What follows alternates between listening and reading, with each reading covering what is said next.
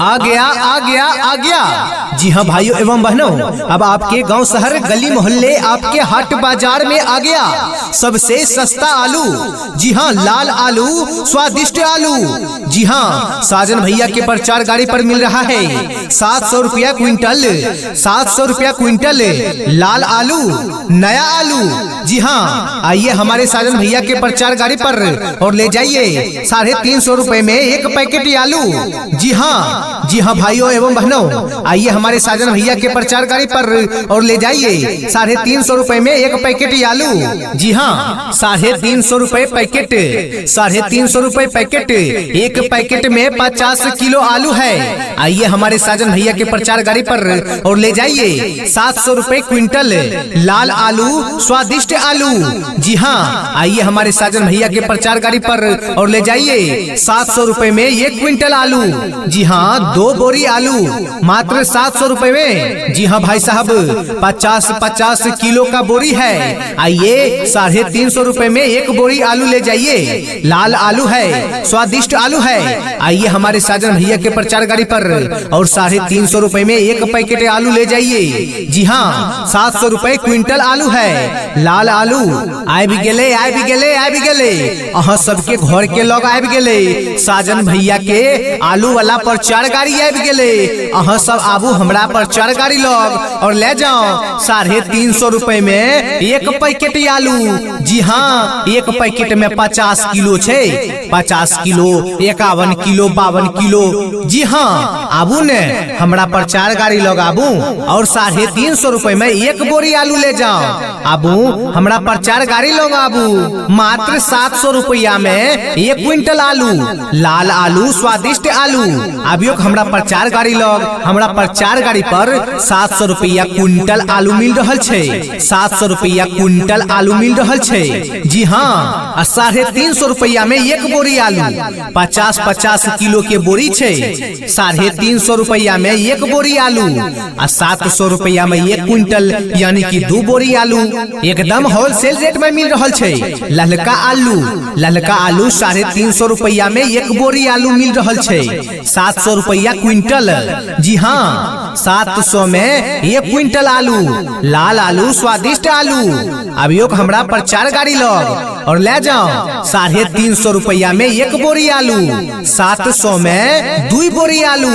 जी हाँ, लाल आलू, स्वादिष्ट आलू।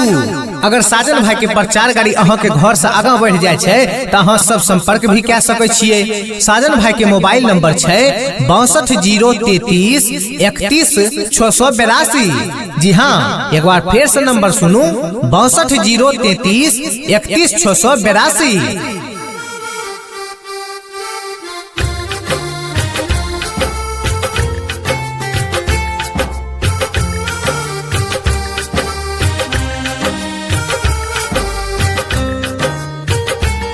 आ गया।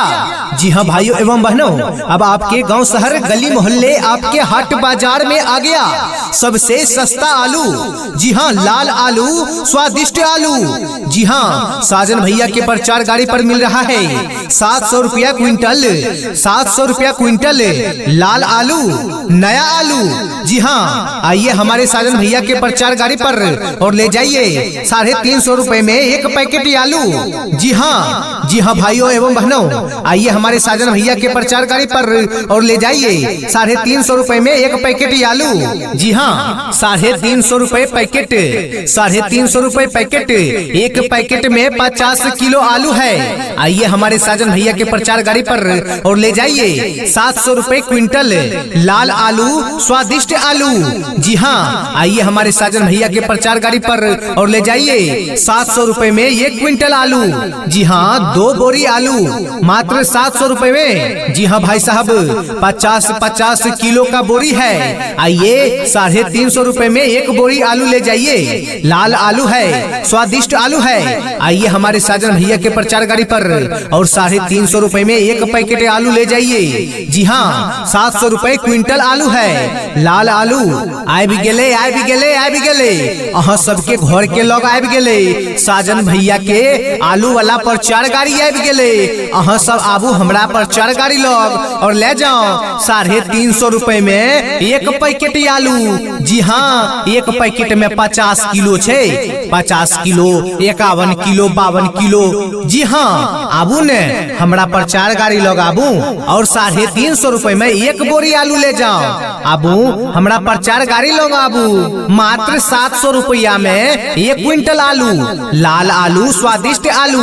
अभियो हमरा पर 4 गाड़ी लग, हमरा पर 4 गाड़ी पर 700 रुपया क्विंटल आलू मिल रहल छे। 700 रुपया क्विंटल आलू मिल रहल छे। जी हाँ, 350 रुपया में 1 बोरी आलू। 50-50 किलो के बोरी छे।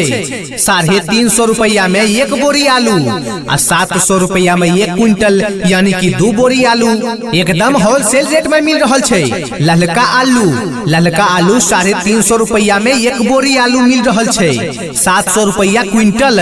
जी हाँ, 700 में 1 क्विंटल आलू, लाल आलू, स्वादिष्ट आलू।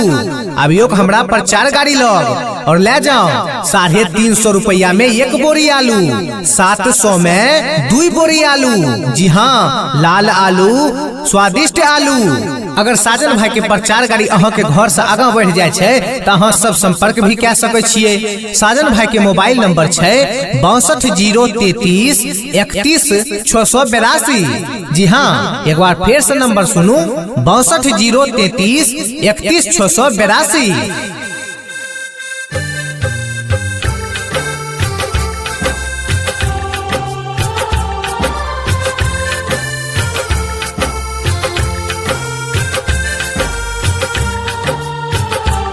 आ गया।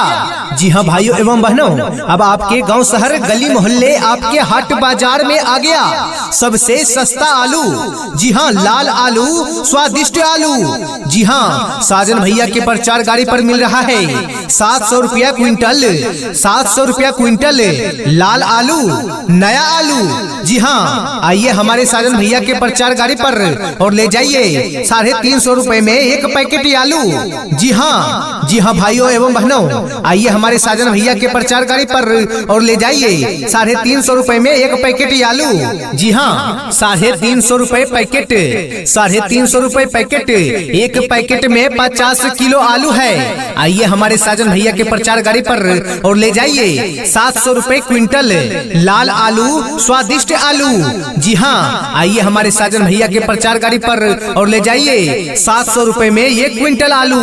जी हाँ, 2 बोरी आलू मात्र 700 रुपए में। जी हाँ भाई साहब, 50-50 किलो का बोरी है। आइए 350 रुपए में 1 बोरी आलू ले जाइए। लाल आलू है, स्वादिष्ट आलू है। आइए हमारे साजन भैया के पर 4 गाड़ी पर और 350 रुपए में 1 पैकेट आलू ले जाइए। जी हाँ, 700 रुपए क्विंटल आलू है। लाल आलू आबि गेले। अहाँ सबके घर के लोग आबि गेले। साजन भैया के आलू वाला पर 4 गाड़ी आबि गेले। अहाँ सब आबू हमरा पर 4 गाड़ी लग और ले जाओ 350 रुपए में 1 पैकेट आलू। जी हाँ, 1 पैकेट में 50 किलो छे। 50 किलो, 51 किलो, 52 किलो। जी हाँ, आबू ने हमरा पर 4 गाड़ी लग आबू और 350 रुपए में 1 बोरी आलू ले जाओ। आबू हमरा पर 4 गाड़ी लग आबू। मात्र 700 रुपया में 1 क्विंटल आलू, लाल आलू, स्वादिष्ट आलू। अभियो हमरा पर 4 गाड़ी लग, हमरा पर 4 गाड़ी पर 700 रुपया क्विंटल आलू मिल रहल छे। 700 रुपया क्विंटल आलू मिल रहल छे। जी हाँ, 350 रुपया में 1 बोरी आलू। 50-50 किलो के बोरी छे। 350 रुपया में 1 बोरी आलू और 700 रुपया में 1 क्विंटल यानी कि 2 बोरी आलू एकदम होलसेल रेट में मिल रहल छे। ललका आलू 350 रुपया में 1 बोरी आलू मिल रहल छे। 700 रुपया क्विंटल। जी हाँ, 700 में 1 क्विंटल आलू, लाल आलू, स्वादिष्ट आलू।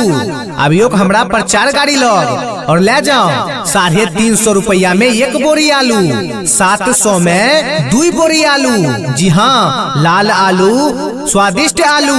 अगर साजन भाई के पर 4 गाड़ी अहाँ के घर से आगा बढ़ जाए छे तो अहाँ सब संपर्क भी कह सके छिए। साजन भाई के मोबाइल नंबर छे 62 033 31 682। जी हाँ, एक बार फिर से नंबर सुनू 62 033 31 682।